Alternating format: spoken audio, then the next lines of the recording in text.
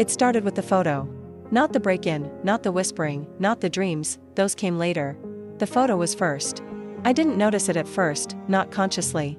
It just hung there on the wall like it always had, framed in cheap silver. Right above my dresser. It was a picture of me and my dad when I was 8, standing outside a diner in upstate New York, both of us holding ice cream cones and squinting into the sun. I'd looked at it 1,000 times growing up, but that morning, something was off. I didn't know what, but something. I went to brush my teeth and couldn't stop glancing at it in the mirror. When I finally walked over to look closer, I saw it. My dad's face, his eyes were gone. Scratched out. Thin little gouges in the photo paper, like someone had used a sewing needle or a razor. Just the eyes. Nothing else. My reflection behind me looked frozen. I wasn't scared yet, just unsettled. I thought maybe the frame had rubbed against something or fallen without me noticing. I took it down, checked the back, even asked my mom if she had moved it last time she visited. She said no. I let it go. I shouldn't have, that was 2 days before I started seeing the man in the stairwell. I live on the 5th floor of an old building with an elevator that works half the time and a fire escape that rattles in the wind. The stairs are narrow, claustrophobic, painted the color of wet clay. I use them when the elevator dies, or when I get anxious being in a box alone. That day, the elevator was broken again. I walked up, headphones in, groceries in one hand, keys in the other. On the 3rd floor landing, I looked up and froze. He was standing at the next flight up, just standing. A man in a gray hoodie, black pants, head down. Not moving. I stopped. Pulled my headphones out. Said, "Excuse me?" Nothing. No flinch. No sound. Just silence. I didn't go up. I backed down the stairs and left the building entirely, sat in the coffee shop across the street for an hour. When I finally went back in, he was gone. That night, I locked all 4 locks on my door and pushed the couch in front of it, just in case. The next morning, the photo was gone. I don't mean moved. I mean missing. Frame and all. Just a rectangle of slightly cleaner wall where it had hung. I called my mom again. She thought I was messing with her. "Maybe you sleepwalked," she said. I didn't. I never have. But I couldn't explain it. And there were no signs of forced entry, no missing items except that one photo. I tried to rationalize it. Maybe I took it down to clean the wall and forgot. Maybe I'd placed it somewhere and spaced out. I searched the whole apartment. Nothing. That night, I had the first dream. I was back in that diner from the photo. Only it was empty, no staff, no other customers, just me and a clock ticking way too loud. My dad sat across from me, but he didn't speak. His face was blurry. His mouth would move, like he was trying to say something, but no sound came out. I woke up sweating, heart racing, with the sound of ticking still in my ears. When I got up, my bedroom door, which I had closed, was open. And my apartment smelled faintly like roses. I don't even own anything floral. Over the next few days, things spiraled. I'd hear soft knocking at my door in the middle of the night. Just one knock. Not repeated. I'd check the peephole, no one there. Once, I heard whispering in the hallway. A woman's voice. Soft. Singing. I put my ear to the door and it stopped instantly. Then came the packages. They didn't have return addresses. Just plain brown boxes, always left outside my door when I wasn't looking. Inside, the contents varied: a key that didn't fit any of my locks, a bundle of dried herbs I couldn't identify, a newspaper clipping about a local girl who went missing 15 years ago. The girl's name? Erin. My name. But the photo didn't look like me. She had dark hair, long nose, sharp eyes. Not me. Still, it chilled me. That article was from a town 2 states away. I reported all of it. The police took notes, gave me tired smiles, said they'd keep an eye on it. Nothing came of it. I bought new locks. I stopped going out unless I had to. I was jumpy all the time. Every creak in the floorboards made me flinch. Every flicker of the lights made my chest tighten. Then I started seeing the eyes, reflections. That's how they showed up. In the toaster. In the TV when it was off. In the glass of the microwave. For a fraction of a second, I'd see 2 dark eyes watching me. Never a full face. Just the eyes. I thought I was going crazy. I even made an appointment with a therapist. But before I could go, something changed everything. Lexi called me. She was my best friend in college, but we hadn't spoken in over a year. Last I heard, she'd moved to Oregon for a job. But when she called, her voice was flat. Hollow. She said, "I saw your name." I asked what she meant. She said, "They wrote your name in my mirror." I asked who. She hung up. I tried calling back, no answer. I looked her up, and that's when I found out something that made my blood run cold. Lexi had gone missing 2 weeks earlier. Reported by her roommate. Police had no leads. She had vanished. Just like the girl in the newspaper clipping, that night, I didn't sleep. I sat on the floor with my back to the wall, staring at the door. At 2:34 a.m., my phone lit up. A message. No number. Just coordinates. I typed them into Google Maps. It was a cemetery, about 40 minutes from where I lived. Against all better judgment, I went. I told myself I needed to know. I arrived just before 4 a.m. The cemetery was empty. Fog clung to the ground like a blanket. I followed the GPS to a grave near the back. There was no name on the headstone, just a date, June 14, 2004. And on top of the grave was the photo of me and my dad. I didn't put it there. I stood there for what felt like hours, just staring. My breath came out in clouds. I felt like I was outside of my body, watching myself from far away. Why that date? Why that grave? Why my photo? Nothing made sense. I picked up the picture. It was clean. No scratches. No smudges. But on the back, someone had written something in tiny, perfect cursive, "You shouldn't have forgotten." I dropped it. Ran back to my car. Locked the doors. Drove home shaking so badly I could barely hold the wheel. I didn't sleep for 2 days. I didn't eat. I barely spoke. My thoughts kept looping. Was I dreaming? Had I finally snapped? Was I already dead? Then, on the 3rd day, I got a letter. Real mail. No stamp. Just my name written in black ink. Inside, a single line, "You are not who you think you are." Nothing else. No signature. The handwriting was familiar. I dug through old notebooks, old cards, anything I could find to compare. And then I saw it, my dad. It matched my dad's handwriting. Perfectly, but my dad died 12 years ago. Or so I thought. I drove to my mom's house, sat her down, showed her the letter. Her face drained of color. She started shaking. I begged her to tell me what was going on. After a long pause, she said, "Your father isn't buried where we said he is." I asked what that meant. She said she couldn't explain. That it was complicated. That she was trying to protect me. I pushed. I screamed. I cried. Finally, she broke. She told me I was adopted. That my parents weren't my biological parents. That I had been dropped off at a church as a baby with no note, no name, nothing but a stuffed bear and a photograph, me, with 2 people whose faces were scratched out. The same kind of scratches as the photo on my wall.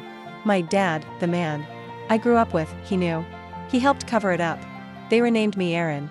Raised me like their own. She said she was sorry. She said it was for my own good. She said I was being watched even back then. I left without saying another word. That night, I dreamed again. This time, it wasn't the diner. I was in a basement. Cold concrete walls. A light swinging above. Chains on the wall. I was strapped to a chair, but I wasn't afraid. Across from me sat a girl. My age. Identical to me. Like looking into a mirror. She smiled. And then she said, "We've been waiting for you to wake up." I jolted awake with blood pounding in my ears. There were scratches on my arms. Thin red lines like someone had dragged a needle across my skin. But I live alone. The front door was still locked. I should have left. Gone to the police. Burned the whole building down. But something made me stay. Something inside me wanted answers more than safety. I started going through my old things. Boxes in the closet, journals from high school. That's when I found the second bear. I only remember having one as a child, but here was another, identical in every way except for one thing. This one had a zipper sewn into its back. I unzipped it. Inside was a folded piece of paper. A birth certificate. Name, Ilara Quinn. Date of birth, June 14, 2004. That was the date on the grave. The name meant nothing to me, but it felt right. Like a name I'd heard in a dream. Or a song from another life. My whole body started shaking. My hands wouldn't stop twitching. I couldn't breathe. Was I Ilara? Had I been someone else this whole time? Why would anyone hide this, unless they weren't hiding me, but hiding me from someone else? I started researching. Ilara Quinn. The name came up in one article from a town I'd never heard of, Ashbridge. Population 3,000. Remote. Woods for miles. The article was from a local paper. Dated June 2009. The headline, "Girl Disappears." From Isolated Family Commune. The article said Ilara Quinn, age 5, vanished during the night. No forced entry. No witnesses. The family refused to speak to the press. The police were stonewalled. The case went cold. There were no photos. Just her name. My name. I booked a rental car and drove there the next day. Ashbridge didn't feel like a town. It felt like a place forgotten by time. Every house looked the same, peeling paint, rusted mailboxes, windows with blinds always drawn. I asked around. Most people said they didn't know the Quinns. Some walked away when I asked. But one old woman, Betty, she stared at me for a long time. Then said, "You look just like her." I asked who. She said, "The girl. The one they buried, but never found." I asked where the Quinn family lived. She pointed me toward the edge of town. A long gravel road that led into the forest. I drove until the trees swallowed the sun. Finally, I came upon a clearing. One house. Wooden. Ancient. Rotting in places. No cars outside. I stepped out of the car. The air felt wrong. Too still. I knocked. No answer. I pushed the door. It creaked open. Inside, it smelled like dust and decay. Furniture covered in sheets. Photos on the walls, faces scratched out. My heart was pounding. I walked down the hallway. One door at the end. Closed. I reached for the knob. It turned. The room was small. Childlike. Pink wallpaper faded with age. A bed with a broken headboard. And on the wall, hundreds of pieces of paper. Each one said the same thing in black ink: "Wake up, Alara." Over and over. Some written neatly. Others scrawled in desperation. I backed out of the room. Turned to leave. That's when I saw her. I in the mirror by the stairs. A girl, identical to me. Smiling. But not kindly. Her eyes were darker. Her smile too wide. She tilted her head. I turned around. No one was there. When I looked back, the mirror was cracked. I ran. I don't even remember getting back in the car. I tried telling myself it was hallucinations. Sleep deprivation. Trauma. Anything. But deep down, I knew. That girl was me. Or a part of me. Or what I used to be. I started having memories that weren't mine. Running through woods barefoot. A woman with long black hair humming a lullaby. A man with a voice like thunder saying, "She's not ready yet." I couldn't tell what was real anymore. And then, the biggest twist of all, Jake called me. He was supposed to be gone. Out of the picture. But his name flashed on my phone. I answered. He said, "They're coming for you tonight. You have to run." I asked who. He said, "The ones who raised us. They want you back." I said I didn't understand. He said, "You think you're the only one they took?" Then he hung up. "Raised us, not me. Us. I have a twin." I didn't even have time to process what he said. That night, just after midnight, the lights in my apartment went out. All of them. My phone died too, fully charged 1 second, black screen the next. I lit a candle and sat in the center of the room holding a kitchen knife. The silence was unbearable. I heard footsteps in the hallway. Slow. Deliberate. Closer. Then, nothing. I waited for what felt like hours. Then came a knock. Not on the door, on the window. 5th floor. No fire escape. Just glass. I didn't look. I couldn't. I ran into the bathroom and locked the door. Curled up in the bathtub, knife in hand, heart trying to punch its way out of my chest. Then, from the living room, a voice. A child's voice. Humming. Softly. The same melody. From my dreams. And a whisper, "We missed you, Alara." When I opened the bathroom door in the morning, everything was normal. Lights back on. Phone charging. No sign anyone had been there. But something was different. I wasn't afraid anymore. I was furious. I wanted answers. Real ones. Not pieces. Not dreams. I went back to Ashbridge. This time, during the day. I went to the county clerk's office and demanded access to sealed records. I said I was researching my past. After some pushback, I got a meeting with a retired detective who had worked the Quinn case. He remembered it immediately. Said the family had been part of a cult. Not religious exactly, more like a secretive order. Obsessed with duality. Pairs. Balance. They believed in raising children in pairs, but separating them to create identity loss, and then later, reunifying them as a kind of spiritual awakening. He said they had twins. Always twins. But one would be sacrificed early, given up, erased. I asked what happened to the others. He wouldn't say. He just said, "You're the first one to come back." Then he leaned in and whispered, "They don't like it. When you remember." I left town again. Drove until I couldn't anymore. Booked a motel under a fake name. Burned the birth certificate. I wanted to pretend it was over. That I was just Erin again. Just a woman with trauma. But it didn't stop. I started seeing her everywhere. Reflections. Glass. TV screens. Store windows. She'd be standing behind me. Then gone. I'd hear her voice when I was alone. Laughing. Mocking. Sometimes crying. I started talking to her. At first, it was just yelling, screaming at the mirror, telling her to leave me alone. But then it changed. One night, I asked her what she wanted. And she said, to come back. I asked who she was. She said, "I'm the part you left behind." I began remembering more of the commune.